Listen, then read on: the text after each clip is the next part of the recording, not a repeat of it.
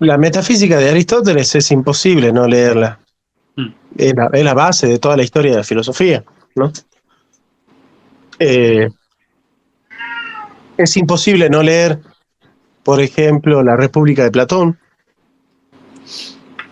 los 224 conceptos de justicia que aparecen en La República de Platón, marcan mucho la historia del pensamiento ético y político de toda la historia. También los libros de Boecio han marcado mucho. La consolación de la filosofía de Boecio me ha consolado mucho en muchas ocasiones. La Suma contra los Gentiles de Santo Tomás, que sistematiza la relación entre filosofía y fe de una manera muy virtuosa y casi perfecta. Creo yo que La Crítica de la Razón Pura de Kant también es un libro que te enseña, ¿no?, a estudiar la razón y las potencias del alma, las potencias cognitivas del alma, de una manera muy minuciosa. La fenomenología del espíritu de Hegel. Y sí, por supuesto que Ser y Tiempo de Heidegger ha sido el libro que más me ha marcado, porque nosotros con Sinusía nos juntábamos a leer todas las semanas Ser y Tiempo de Heidegger, leíamos un parágrafo por día. Uh-huh. y nos ha marcado mucho, ¿no? Ser y Tiempo, creo que es el libro que más nos ha marcado y que más nos ha dejado como legado de nuestra formación filosófica y fenomenológica.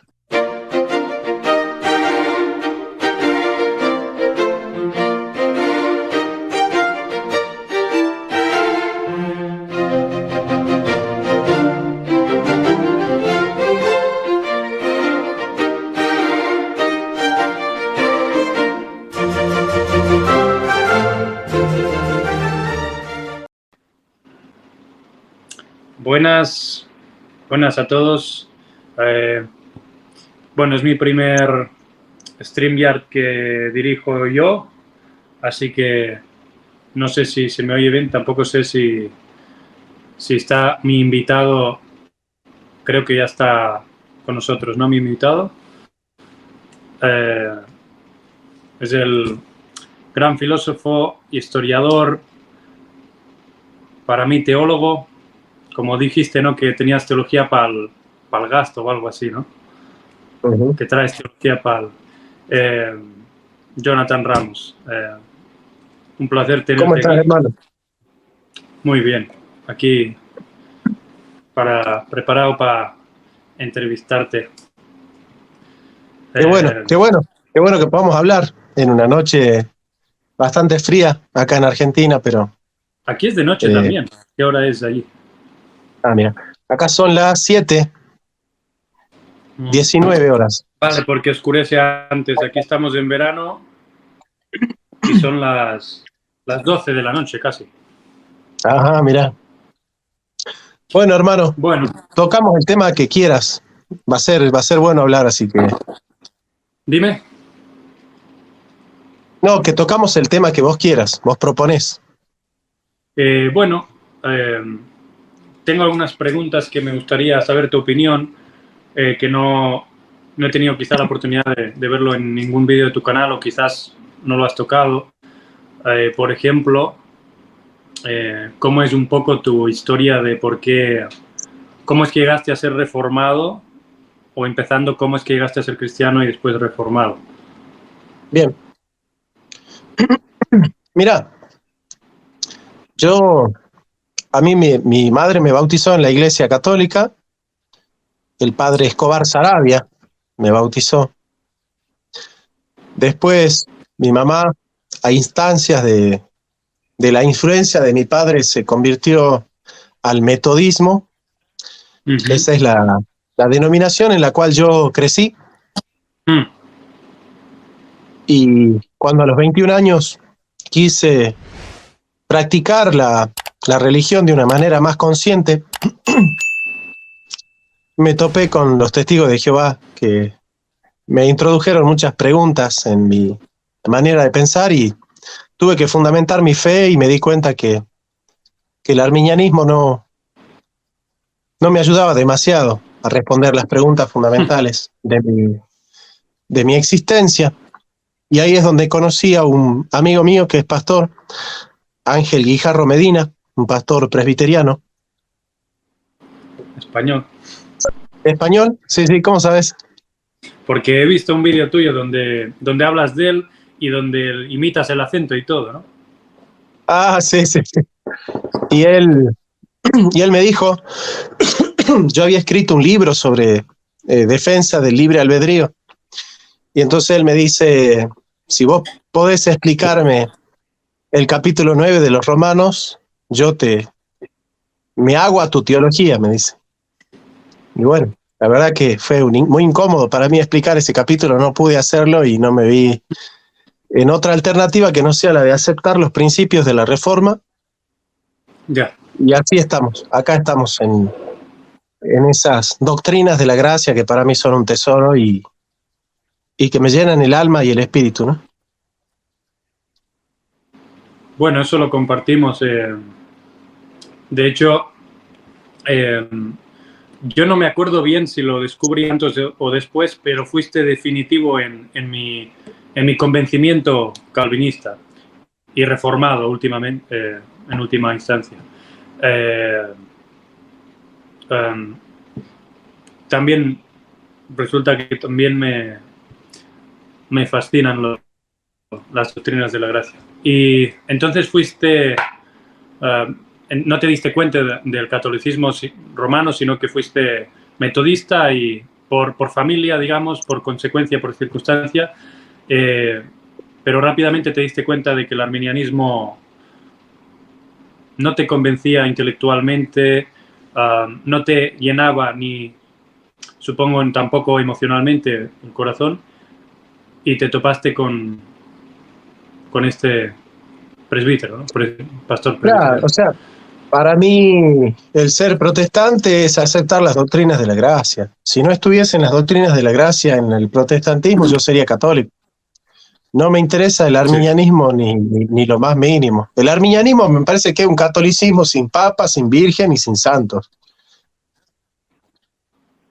Sí, eso siempre se lo digo a mi esposa, le digo, a ver, estos arminianos que dicen que son protestantes o que son reformados incluso, pero son sinergistas, de teología sinergistas, solo les falta la Virgen y ya son, ¿sí?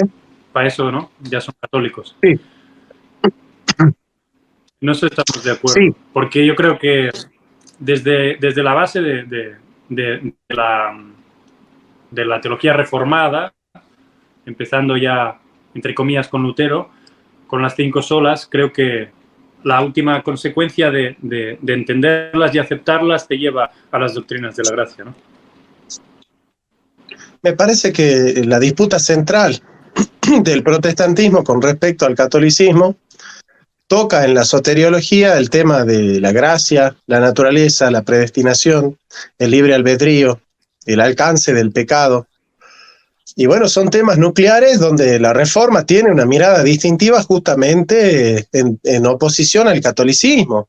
Me parece que si en temas de la justificación, de la gracia, de la predestinación, de la naturaleza y del pecado, nuestra postura va a ser similar a la católica, y me parece que, qué sé yo, digamos, el centro del arminiano entonces que no es católico por el Papa, la Virgen y los santos, pero me parece que no es un tema central así en la teología. Sí, no es, sí. Entonces, ya entrados en este convencimiento de doctrinas de la gracia, me gustaría saber si tienes una posición y de cuál sería en ese caso sobre el supralapsarianismo o el infralapsarianismo.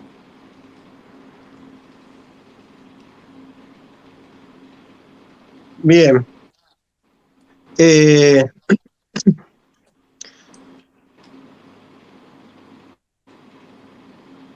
Básicamente, las distintas posturas son con respecto al pecado se van dividiendo en función de las perspectivas que nosotros ponemos, de dónde se da la caída, cómo se da la caída, cuál es el alcance de la caída y hasta dónde llega, ¿no? Cuáles son los límites y los alcances de la caída. En este sentido, yo acepto que la caída es ontológica, que el ser humano está afectado totalmente por el pecado, que ese pecado afectó no solo su inteligencia, sino también su voluntad, y que el hombre corrupto totalmente por el pecado no puede por sí mismo ni buscar a Dios, ni aceptar a Dios, ni creer en Dios, ni hacer nada agradable a Dios. Acércame más a las distinciones que vos querés que haga para que yo te dé así una respuesta más precisa. Vale, por ejemplo, Calvino parece no apuntar hacia ninguna directamente. En cambio, su discípulo Teodoro de Beza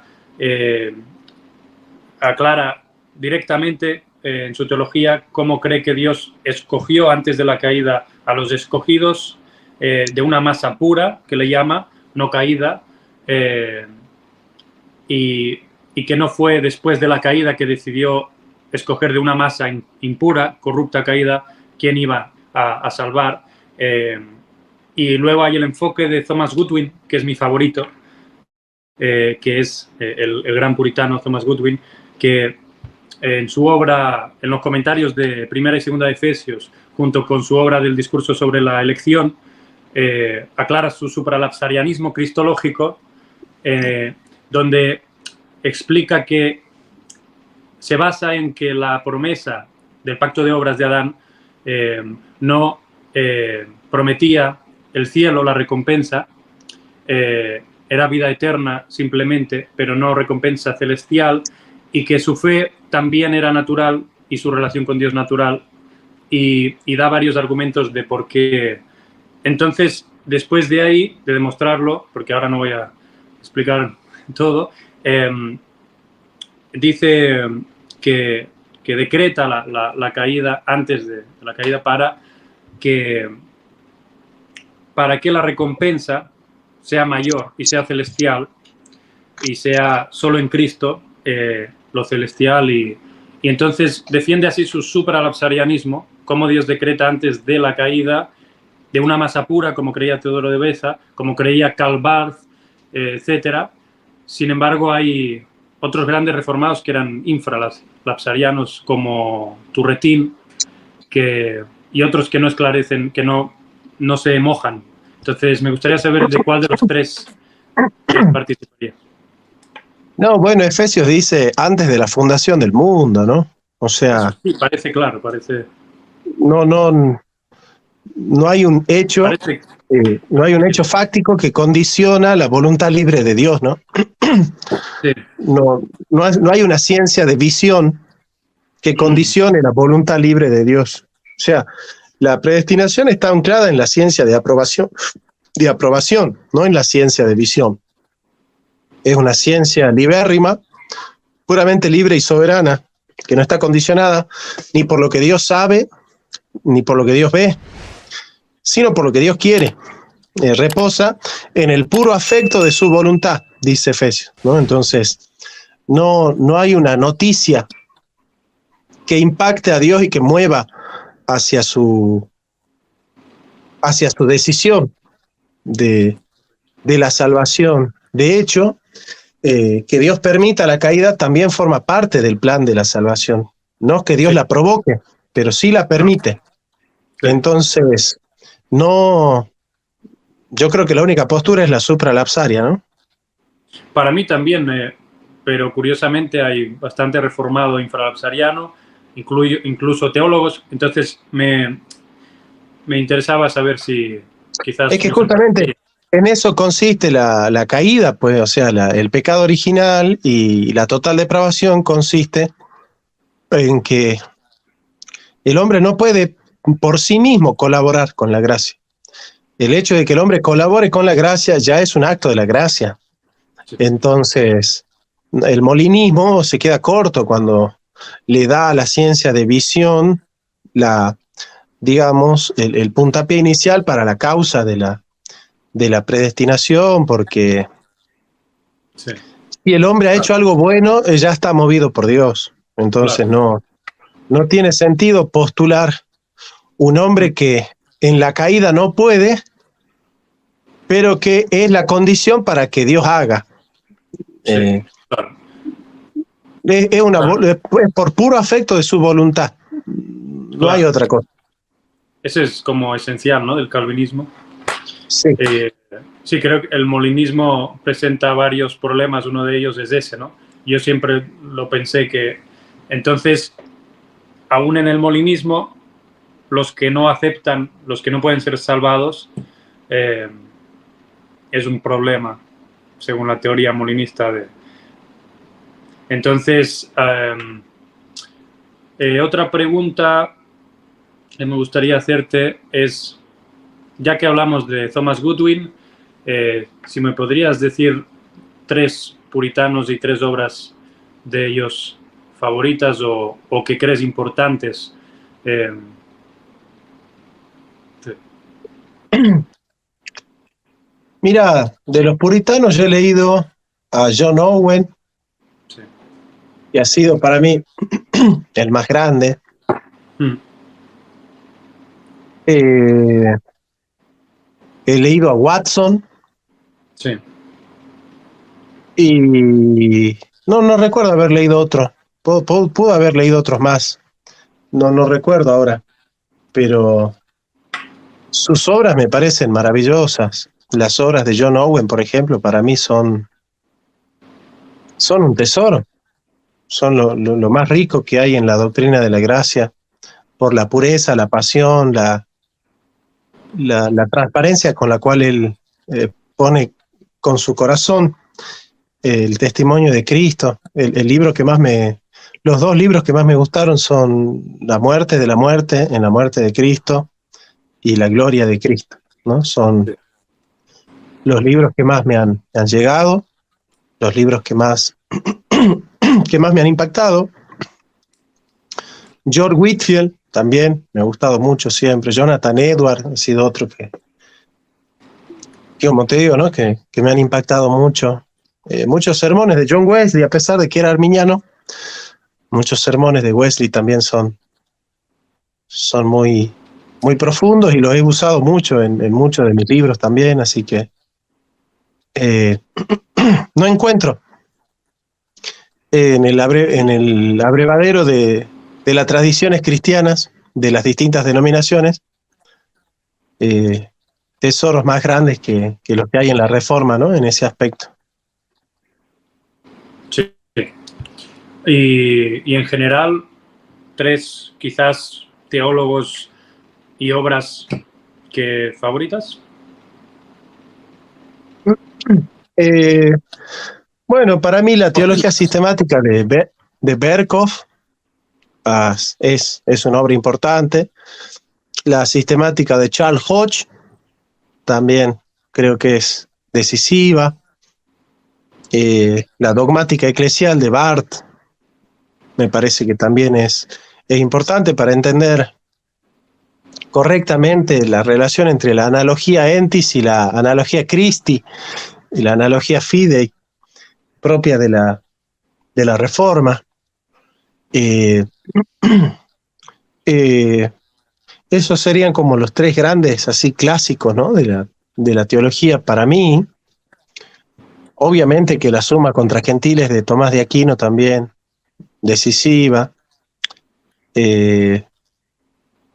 La voluntad determinada de Lutero, las instituciones de Calvino me han marcado mucho. Como te digo, no soy un teólogo especialista, Sí. pero lo que he leído lo he leído con pasión.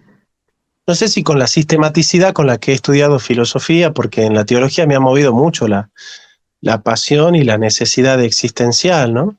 Quizás me he dado un poco de licencia,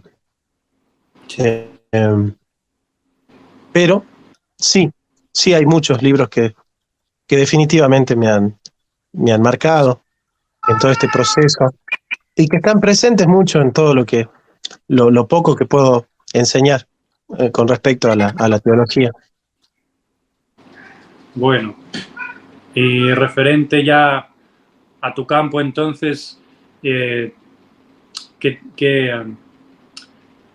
bueno, sé que dijiste Heidegger, Ser y Tiempo, para ti es quizá la obra más importante del siglo XX, no sé si de la historia de la filosofía. Bueno, eso es anacrónico, ¿no? Pensarlo, pero el siglo XX quizás sí es más objetivo y, sin embargo, me gustaría, bueno, que si quieres decir alguna lista, que seguro se te olvida alguno, pero que de tus favoritos y el por qué. Sí, mira, la metafísica de Aristóteles es imposible no leerla. Es la base de toda la historia de la filosofía, ¿no? Es imposible no leer, por ejemplo, La República de Platón, los 224 conceptos de justicia que aparecen en La República de Platón, marcan mucho la historia del pensamiento ético y político de toda la historia.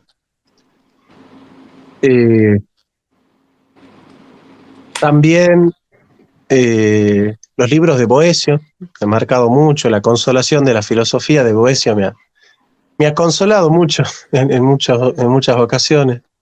La Suma contra los Gentiles de Santo Tomás, que sistematiza la relación entre filosofía y fe de una manera muy virtuosa y casi perfecta. Creo yo que La Crítica de la Razón Pura de Kant también es un libro que te enseña, ¿no?, a estudiar la razón y las potencias del alma, las potencias cognitivas del alma, de una manera muy minuciosa. La fenomenología del espíritu de Hegel. Y sí, por supuesto que Ser y Tiempo de Heidegger ha sido el libro que más me ha marcado, porque nosotros con Sinusía nos juntábamos a leer todas las semanas Ser y Tiempo de Heidegger, leíamos un parágrafo por día. Y nos ha marcado mucho, ¿no? Ser y Tiempo. Creo que es el libro que más nos ha marcado y que más nos ha dejado como legado de nuestra formación filosófica y fenomenológica. ¿Y dónde quedaría, por ejemplo, que no has mencionado a Nietzsche o a Kierkegaard? Pensaba que me ibas a decir eso. Sí. Tienen un lugar importante, pero no ya en el panteón de la filosofía, sino en el panteón de la existencia. Es imposible pensar en la existencia sin Nietzsche, sin Kierkegaard, sin Schopenhauer, sin Spinoza. Son autores que en la historia, en el panteón de la tradición metafísica están en el segundo plano, pero en la historia de la existencia humana están en el primer plano, ¿no? Sí. Entonces, creo yo que sin ellos no podría ser feliz. Que me han enseñado a ser feliz estos autores. Nunca mejor dicho, la vida sería un error, ¿no? Claro. Bueno, hablando también de un gran filósofo que tiene pocas, quizás tenemos menos datos, es más oscuro, pero hay grandes ideas, y sería Heráclito de Éfeso, en el cual me gustaría no solo preguntarte tu opinión por encima, sino también qué conexión crees que es posible hacer de su idea del logos y del logos de Juan. Bueno, Heráclito es un sabio que en la escuela de Éfeso ha podido desarrollar lo que se llama el monismo dinámico, ¿no? Guillermo Fraile desarrolla el tema del monismo dinámico, ¿no? Y en Parménides el monismo estático. Correcto. Es decir, hay un solo ser, que es el logos, que deviene como el agua, que deviene como el fuego, ¿no? El fuego es la metáfora, ¿no?, del devenir del logos. Sí. Es un sabio que ha confrontado con los pitagóricos, con los eliatas, y yo creo que, bueno, que el hecho de que Juan, el apóstol, haya escrito en la ciudad de Éfeso y haya comenzado, ¿no?, con esa famosa, ¿no?, en argei enjologos, caijologos en froston teón, implica la posibilidad de que el apóstol haya estado interactuando a través de una teología descendente, estableciendo un tipo, un arquetipo de fundamento y de gramática que sea conocida y reconocida por los efesios para posteriormente descender al fenotipo de ese arquetipo, ¿no? Y el fenotipo es Jesucristo, ¿no? Pero claramente en la teología se puede empezar con lo universal y decir, bueno, que es Dios y que está con Dios y que es el fundamento y el principio, ese llegó a la tierra y se hizo hombre entre los hombres y caminó entre los hombres. Y, por ejemplo, Marco empieza al revés, ¿no? Que caminó con los hombres y que era hijo de María y y de Juan y es el Mesías, el hijo del Dios viviente, etc. Me parece que la teología ascendente es más histórica y la teología descendente es más sistemática, si se quiere, ¿no? Entonces, por eso yo creo que el Evangelio de Juan es teología sistemática, porque es descendente del arquetipo al fenotipo. Creo que el logos de Heráclito es un logos activo que deviene y que participa de la historia. Y me parece que era la mejor metáfora para comenzar el Evangelio de Jesucristo, ¿no? Porque el gran desafío de todo cristiano es explicar cómo puede ser que el creador del universo haya formado parte del universo, ¿no? Y se haya sometido a las leyes del universo, ¿no? Entonces, creo que es una buena manera de comenzar el Evangelio de Juan. Y creo que esa es la diferencia entre Juan y los sinópticos, definitivamente. Sí. Y creo que el logos de Heráclito le permitía a Juan explicar la inmanencia de la trascendencia, ¿no?, que hay en el logos y el dinamismo del logos expresado en la encarnación del verbo, ¿no?, que es la historia de Jesús. ¿Y qué crees de cuánto necesitamos hoy en día con los avances tecnológicos, de Internet en concreto, de información, la vieja universidad?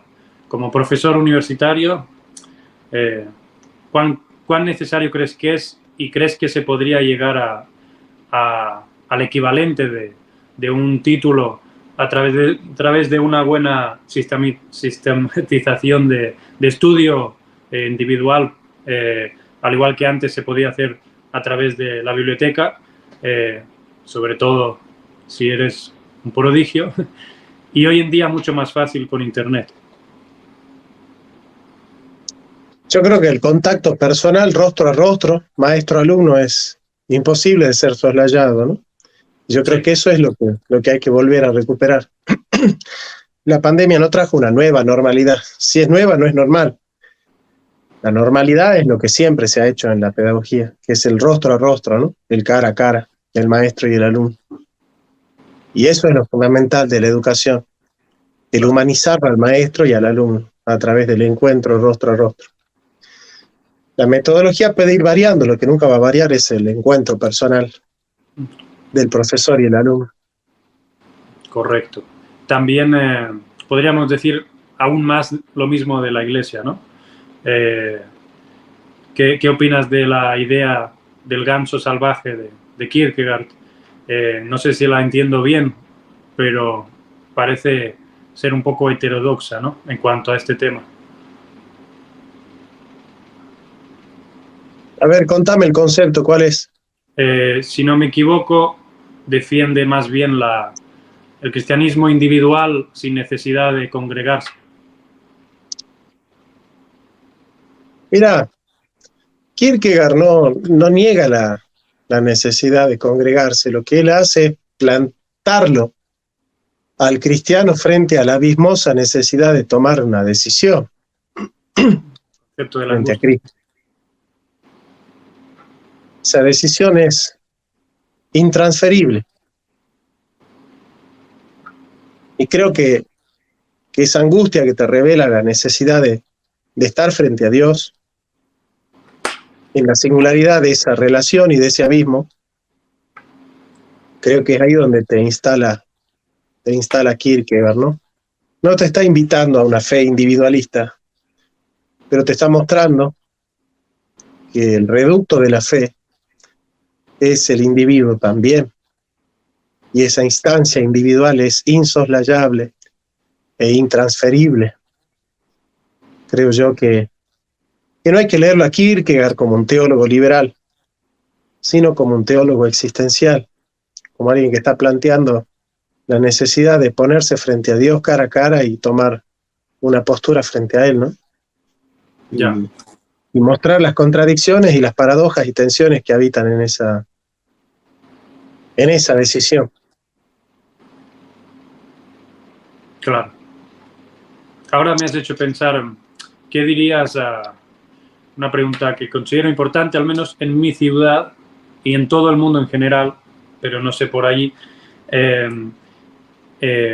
este auge carismático, neopentecostal, en mi ciudad, la dificultad de encontrar una iglesia reformada en las ciudades,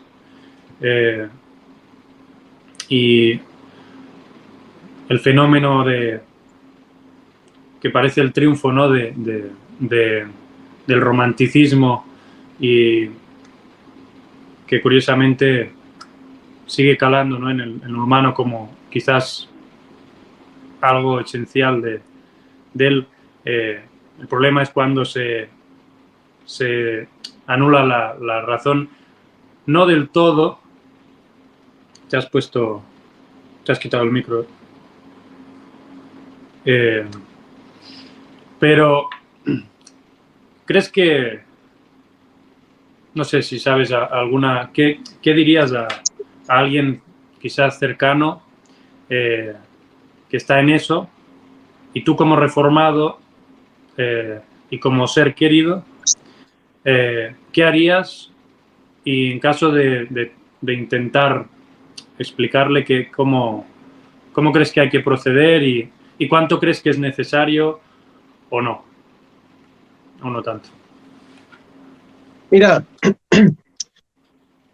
no me animo a establecer un juicio con respecto al mundo pentecostal. Me parece que es un mundo bastante desconocido para mí como para poder establecer un juicio, y sería muy temerario de mi parte. No creo estar por encima de ellos como para darles un consejo. Simplemente decirles que busquen a Cristo y a sus doctrinas, y que van a seguir creciendo en esa espiritualidad que tanto aman. No creo tener derecho a creerme por encima de ellos para poder darles otro consejo. Perfecto. Bueno, no sé si ahora no se me ocurre alguna pregunta. ¿Por qué te llama el discípulo? Bueno, como yo no tengo, hablando de esto de internet y de la universidad, yo no he tenido la oportunidad de estudiar ninguna carrera, y he tenido que recurrir a aprender mucho por internet y con libros, porque me apasionan varios temas, ¿no? La poesía, la filosofía, la teología, el ajedrez, y al final no puedo poner el teólogo responde. Entonces, lo que sí soy es un discípulo, un aprendiz, un apasionado del aprendizaje, del conocimiento, y hice ¿cómo se llama? No sería la palabra correcta. pero hice el juego de poner el discípulo pregunta, ¿no? En contraposición al teólogo responde, y también porque creo que también es lo que me representa, ¿no? Un poco. Y no solo la pregunta, sino también con la misma armonía socrática, el diálogo. Qué bueno, qué bueno. Se nota que sos inquieto, se nota que sos persistente en lo que buscas. Eso también es muy llamativo. Me gustó mucho estar acá en este canal. Me parece que la forma en la que estás estudiando es bastante sistemática. De hecho, manejás algunos temas muy bien, mucho mejor que yo, ya desde luego. Tampoco es un mérito, pero por mí, no por vos. Pero bueno, sería bueno que nos volvamos a encontrar y poner un tema ya así específico, donde podamos ir metiéndonos ya un poquito así más profundo. Sí. Y bueno, un saludo a toda tu audiencia y que te apoyen, que le den like a tu canal, que compartan. Si es posible, yo también voy a compartir este video en mi canal para que la gente también te conozca y te vaya apoyando. Y para que vos también nos puedas ir dando, ¿no? Lo que la gracia de Dios te ha dado y las comprensiones que vas teniendo, que seguramente a nosotros también nos incentivan y nos muevan a investigar y a escudriñar un poco más. Así que te agradezco mucho por la cordialidad, por la frescura y por la calidez con la que me tratás y la deferencia con la que me tratás siempre. Disculpa que a veces no estoy así muy al tanto del WhatsApp y de los mensajes, pero realmente disfruto mucho del intercambio. He leído tus poemas y me han gustado mucho. Y bueno, espero que en algún momento se pueda dar otro encuentro que seguramente la vamos a pasar muy bien. Así que bueno, te deseo lo mejor y que Dios te bendiga. Bueno, muchas gracias. Igual, ¿eh? Placer es mío.